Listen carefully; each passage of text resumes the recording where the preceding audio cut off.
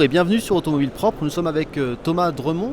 Vous êtes expert en infrastructure de recharge et nous sommes à EVS et vous présentez deux concepts qui tournent autour d'une nouvelle norme dont on entend beaucoup parler, c'est la norme ISO 15118. Est-ce que vous pourriez nous expliquer un petit peu ce qu'il en est ? Oui, bonjour. Le principe de la norme ISO 15118, c'est juste d'établir une communication entre le véhicule et la borne de recharge afin de pouvoir dialoguer vraiment, d'avoir un vrai dialogue et échanger des informations concrètes.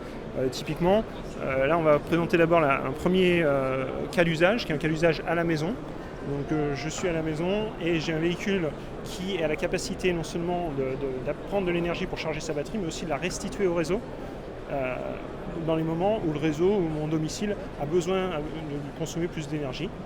Et on a illustré ce cas d'usage ici, si on s'approche un petit peu, avec tout simplement la production de solaire. Donc là, quand en pleine journée, j'ai beaucoup de solaire produit, je viens donc charger mon véhicule, j'ai 12 kW de produit, j'essaie de ne pas en restituer au réseau en chargeant mon véhicule à 6 kW, ma maison en consommant 6 aussi, on a à peu près l'équilibre.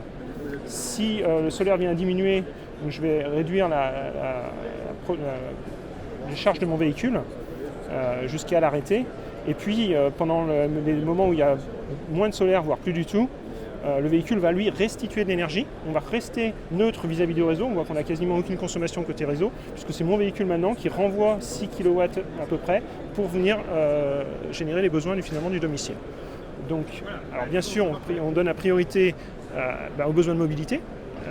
Donc au fait que la personne doit repartir le lendemain matin à une certaine heure, mais ça permet dans des moments où le réseau est plus chargé, finalement de lui restituer de l'énergie, pas seulement de s'effacer en arrêtant de charger, mais aussi carrément d'aller vers de la production et donc redonner l'énergie qui est dans la batterie.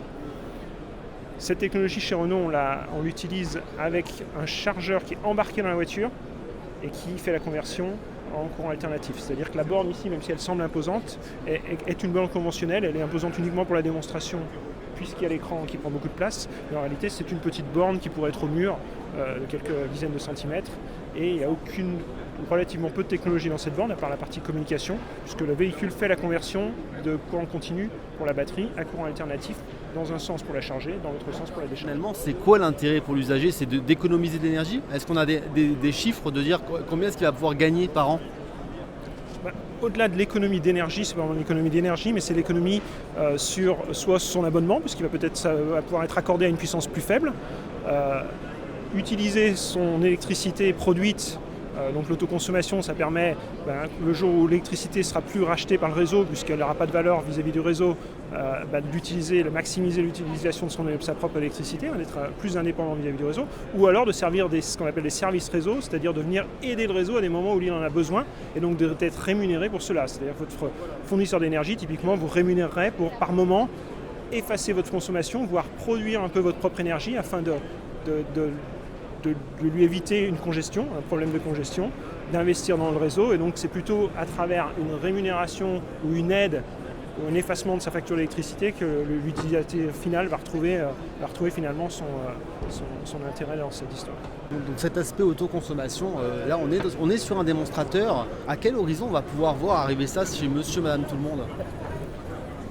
Alors déjà, il faut quelques années pour le développement. Ces véhicules, nous on a déjà lancé des prototypes pour démonstration sur le terrain en Hollande, à Porto Santo en Portugal, et puis on va en voir aussi en France bientôt, je pense à Belle-Île, pour démontrer cette technologie, la tester, regarder les avantages, ce qu'on peut en faire par rapport au réseau, en travaillant avec les gens qui gèrent le réseau, les EDF, les distributeurs d'énergie. Et puis, il faut quelques années parce que là, on teste en réalité un brouillon de la norme. C'était encore un draft puisque la norme est en développement. Il faudra, à mon avis, 2-3 ans avant d'avoir une norme déjà mature, donc écrite, figée, donc où tout le monde, les gens qui développent des bornes, les gens qui développent des véhicules peuvent l'utiliser. Et puis, il faut embarquer un chargeur réversible, le mettre à l'épreuve comme on teste quand on développe un organe véhicule, le mettre à l'épreuve pendant quelques années à toutes les conditions possibles afin de voir des véhicules dans les mains de tout le monde qui puissent faire cela.